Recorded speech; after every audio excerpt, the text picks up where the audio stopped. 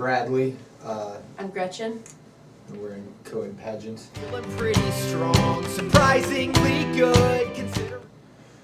It feels really good. I think it feels good. We're just tired. So yeah. maybe once we settle back in and we're like, oh wait, we don't have to record, then it will hit. Yeah, I'm really excited to be done, and Yes. I feel very satisfied that we accomplished a goal we set. Like it was kind of tough to get it all done in a year. And it's the first time in my life where I'm completely burnt out on recording, and I don't want to record music. Which is delightful. Yeah. But at the same time, I'm also a little bit sad about it being over, because Yeah. I don't know, it's been our life kind of this year. I was kind of saying that it's like finals, where every time you record an album, or right towards the end, you're just like, I don't think I can go on. You're just exhausted, pulling all-nighters or whatever. And then you get done, and it doesn't always hit you because you're just so tired that at once your body's recovered a little bit, then you're like, heck yeah, I'm done. So I think we haven't hit that heck yeah, we're done point yet. Yeah, and usually when you're recording, you don't have as strict a time schedule as we've had. So as far as mixing goes, I would have preferred to, put the album away for at least a couple weeks, but we never really got to do that. We had to mix it with it still fresh in our memories. But that being said, it was really fun. Yeah. So and it's cool that we did it, just like you said. Considering the wicked pulse of last night. Well, it originated because we just kind of bonded over the fact that we both thought that some music sounds better in a certain season, whether it was ever intended to or not. And then we were like, that's really cool, that a certain band or one album or even a song just feels really good at a certain time. Yeah, I guess I've always my entire life I've found that there are albums that I just became obsessed with, and usually they would become very attached, even if it wasn't necessarily the season that I discovered it in. It would be connected to a season. So I can't think of a great example right now. There's a ton. The Violent Femmes never sound near as good to me as they do in spring. So I'm very infrequently going to listen to Violent Femmes in winter. Yeah. And so it wasn't we were let's do something silly and different. It was it kind of spawned from this realization, and then being that's really cool. Yeah. We should try to make music that kind of fits, and it feels like that season or whatever it is that kind of connects. Yeah.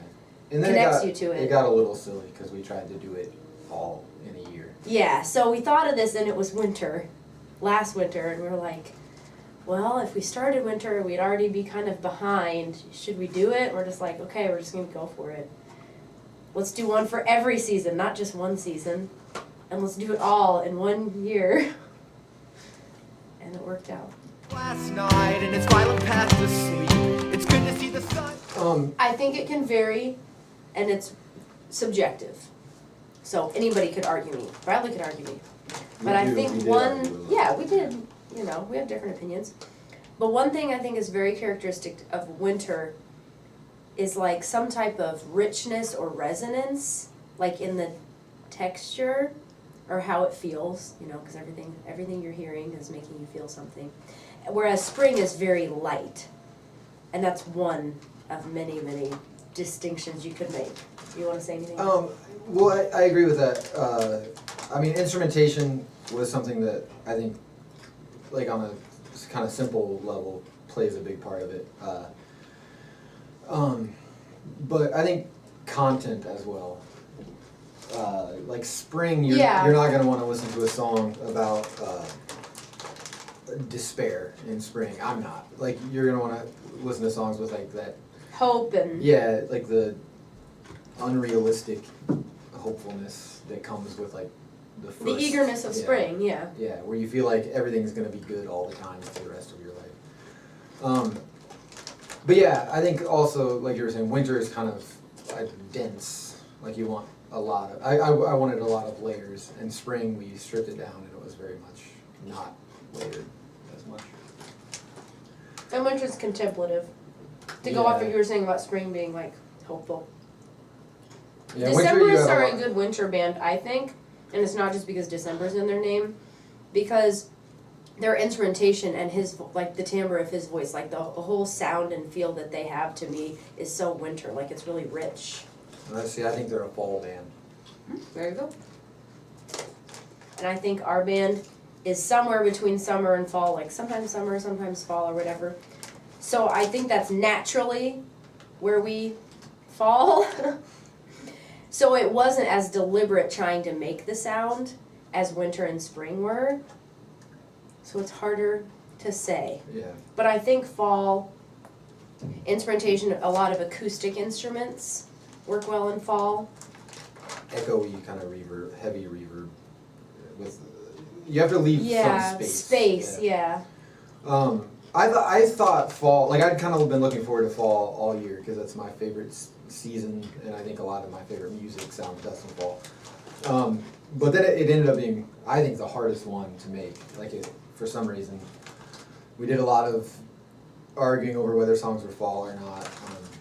Honestly, I think whichever one was going to end up being the last one was going to be the hardest because it's Yeah. just been a whirlwind.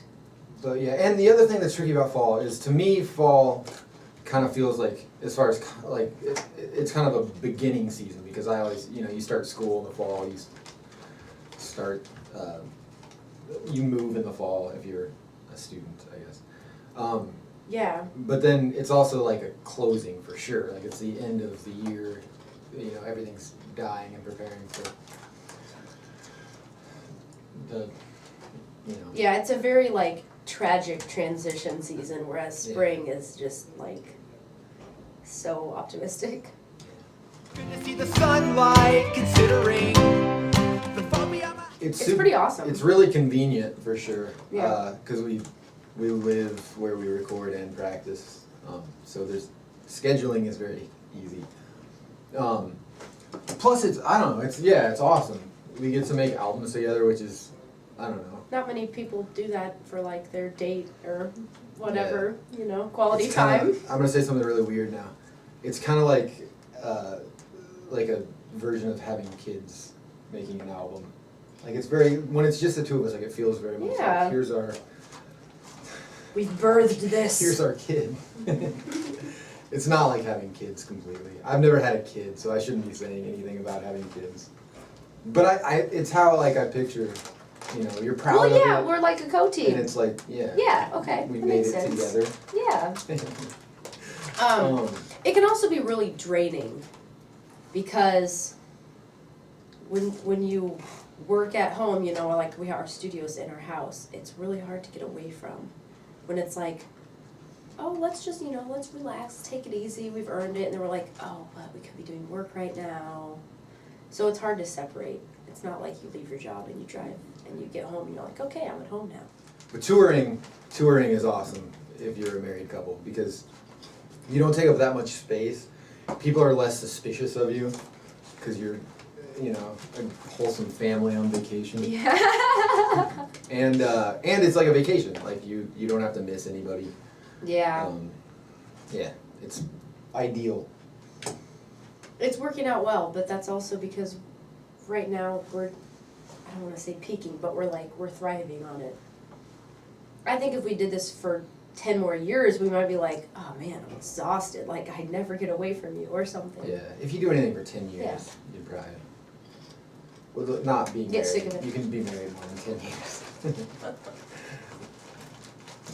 Yeah, And I think it's good. that's all I've got on that subject. It works, I mean, we get along and it's taken, we've been doing songs together for many years and we've both adapted and it's kind of fun. Yeah, we're definitely getting better at writing together. Yeah. That takes getting used to. Yeah. the fog beyond my eyelids and the tears behind my teeth. Right now we're booking, We're gonna hopefully not record for a while. we're gonna book, we were in the process of booking trying to string a lot of dates together in early 2013. We wanna play basically anywhere possible Yeah. in the US, so We want to travel if everywhere. anybody out and- there knows anybody or anything, and tell play, us. play a Give bunch us of shows. suggestions. See the country.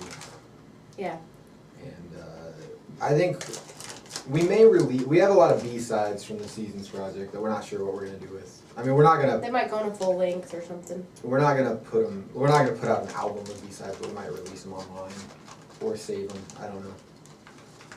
2012 was a lot of recording, so hopefully 2013 will be a lot of playing. Yeah. In the Playing distant out. future, I want to make another record sometime, or another few records, I guess. I kind of want to do another series like we did, but we don't have any series ideas yet. I don't know, it's kinda nice to not be tied down to anything Yeah, anymore. It'd be cool to just make an album like a band sometimes does. yeah, that's true. Yeah.